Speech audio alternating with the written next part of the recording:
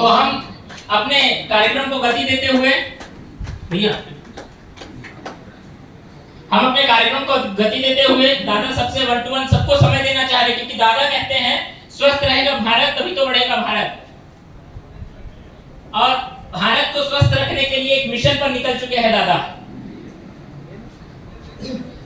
आप सोचिए, भारत में इतनी सारी चिकित्सा पद्धति है, आयुर्वेद है, यूनानी है, एलोपैथी है, होम्योपैथी है, तरह तरह की चिकित्साएं हैं।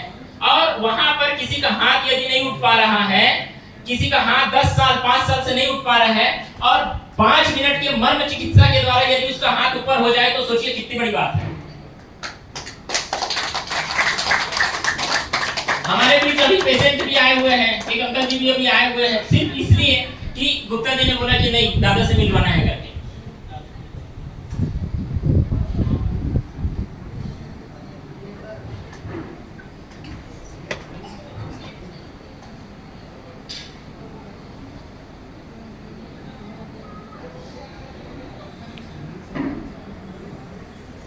आगे आ जाइए, आगे मैडम आगे आ जाइए, खाली है इधर, यहाँ बैठिए, सोफा में खाली है।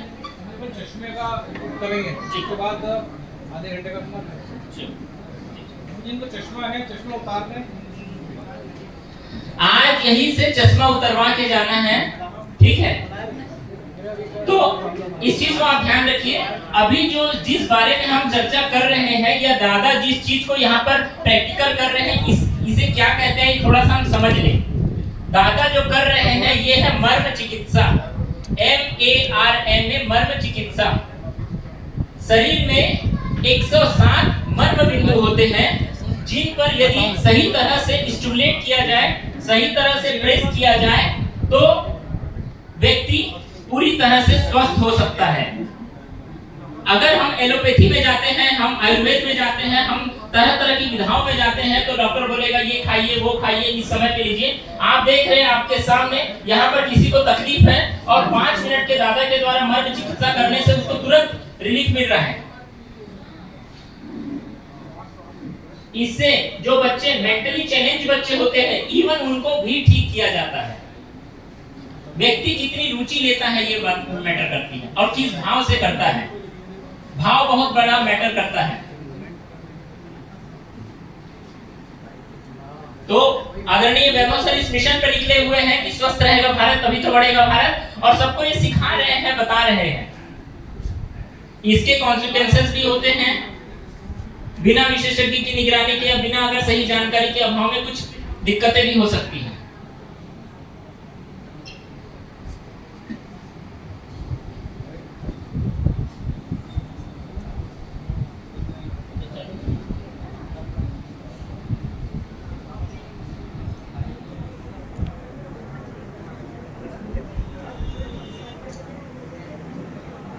अभी कुछ लोग प्रैक्टिस कर रहे थे कि आंख के बीच में, तो जहां पर ये उतरेगा और वहां पर हमारी ये फिंगर फिट होगी, इसी पॉइंट को दादा सबको सिखाएंगे।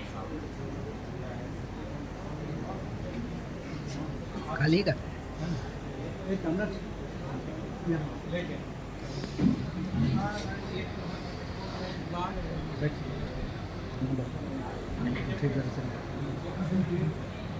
तब तक पीपीटी लगा।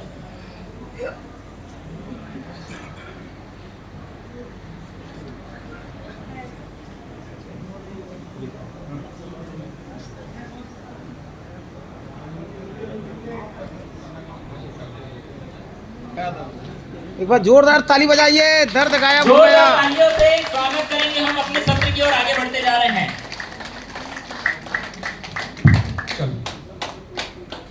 मुझे तो लगा था 10-15 लोग ही बचेंगे, सब भाग जाएंगे, सब दिख रहे हैं।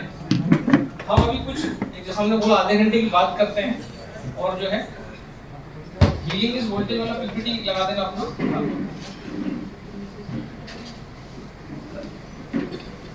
भी दूध दही छाछ या डेयरी प्रोडक्ट लेते हैं और वो लोग लहसुन और प्याज नहीं खाते, तो उसकी बॉडी बुरी तरह डैमेज हो सकती है, सड़ जाएगी। तो या तो दूध के प्रोडक्ट बंद करिए या लहसुन प्याज खाना चालू करिए, तो उसका एंटीडोट ही लहसुन प्याज है। तो जो लोग भी दूध की चीजें लेते हैं, दूध दही छाछ, उनको लहसुन और प्याज का सेवन करना आवश्यक है। ठीक है। दही प्लस शक्कर जो है कूड़ा है, तो दही में शक्कर डाल के मत खाइए कभी भी। दही प्लस नमक प्लस जीरा पाउडर ये शरीर के लिए फायदेमंद है। दही खाना हो तो उसमें नमक और जीरा पाउडर डाल के खाइए आप, ठीक है। आगे बढ़ते हैं।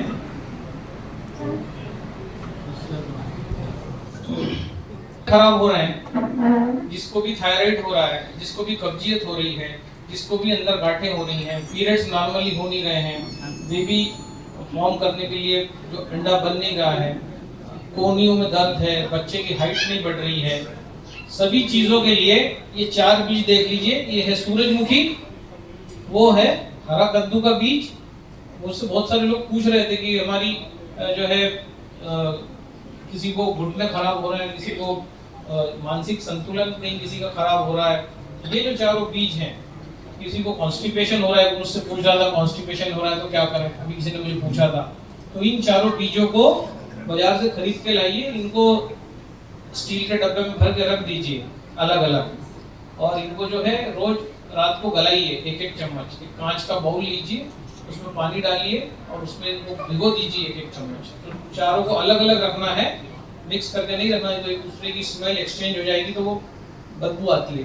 तो चारों को अलग अलग बाजार से लाए, अलग अलग स्टील के डब्बे में या कांच के डब्बे में रख दिया, और उसके बाद रोज रात को एक बर्तन लिया कांच का, उसमें पानी डाला। पानी कौन सा लेंगे, अगर आप मशीन है तो 8.5-9 pH का पानी लें, उसके अंदर इनको डाल दें।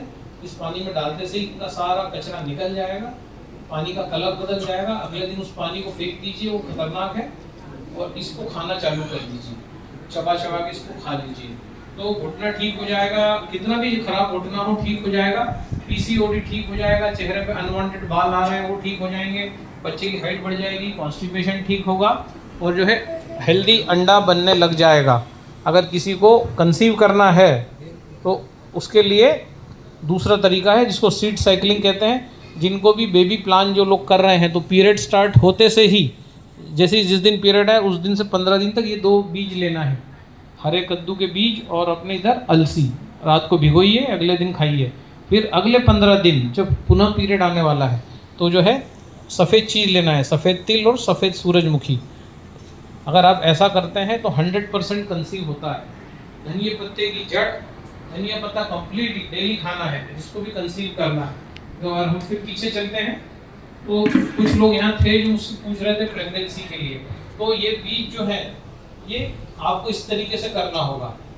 पीरियड स्टार्ट होते से ये वाले बीज, और फिर 15 दिन बाद, जैसे 1 तारीख को आपको पीरियड आता है तो 1 से 15 ये, और 16 से 28 वो वाले 2 बीज सफ़ेद वाले। इस प्रकार से जब आप करेंगे तब जो है एग बनने लगेगा प्रॉपर। और किसी को पीसीओडी है तो जो पुरानी स्लाइड हमने बताई, ये चारों भी एक साथ खा सकते हैं। स्पर्म काउंट बढ़ाना है तो जेंट्स भी इसको खा सकते हैं। स्पर्म काउंट बढ़ाने के लिए क्या करेंगे, हम गन्ने का रस और कैंगन पानी एक साथ मिला के पी लेंगे। अगर हमें लगता है कि डॉक्टर ने बोला है कि स्पर्म काउंट कम है, तो गन्ने का रस 1 गिलास, उसमें 1 गिलास कैंगन पानी मिला के पी लेंगे, स्पर्म काउंट बढ़ जाएगा।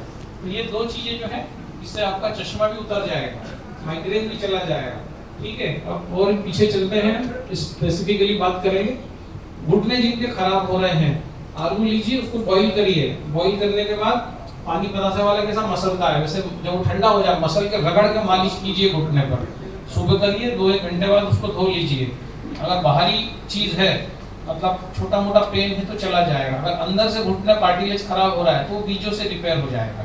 किसी भी सूरत में घुटने बदलने नहीं पड़ेंगे। मैंने अभी टैपिंग की मसाज बताई है सर को, और अभी इनको यहाँ लाएंगे। सब लोग फिर से एक बार देख लेना जो लोग खाना खा रहे थे कि घुटने की मसाज करने से इम्यूनिटी हो रहा है। तो ये है कड़ी पत्ता, इसका रात को हम गला देंगे, सुबह इसका पानी को पी लेंगे 9:30 के पानी में, इसको चबा चबा के खा जाएंगे, इसका पानी अगले दिन पिएंगे तो भी कंसीव होता है। 100% कंसीव होता है, ठीक है। कड़ी पत्ते से बीपी डाउन होता है। किसी का बीपी अगर अप है तो क्या करेंगे, कौन सा भोजन लेना है, कड़ी पत्ता, इसका डेली इसको सुबह खाली पेट खाना है। करेला खाने से भी बीपी डाउन होता है, और मुनगा की फली, ये सब खाने से, कड़वी चीज खाने से बीपी डाउन होता है। तो जिसका बीपी डाउन है उसको कड़वी चीज नहीं खाना चाहिए, मुनगे की फली नहीं खाना चाहिए, नहीं तो और डाउन हो जाएगा। जिसका बीपी जो है क्योंकि हाई है उसके लिए है कड़ी पत्ता, करेला और मुनगे की फली, ये एकदम आपके बीपी को लो कर देगी। तो भी सर्कल होता है। 3 एप्पल लाल वाले 9.5 में डिप करके रखिए, कांच का जार लेके आइए अचार मुरब्बे वाला, और उस जार के अंदर ये 3 एप्पल डाल दो, पानी भर दो 9.5 का। एप्पल जो है करंट आ जाएगा, जैसे टमाटर में हमने ला के बताया। उसके बाद उसको बिना चाकू लगाए, क्योंकि उसके अंदर करंट है, वो चाकू में चला जाएगा, चाकू नहीं लगाना, सीधे दांत से उसको खाना है। 3 एप्पल डेली खाइए, 1 महीने में कैसा भी माइग्रेन हो, कितना भी पुराना हो, 1 महीने में चला जाएगा, परमानेंट।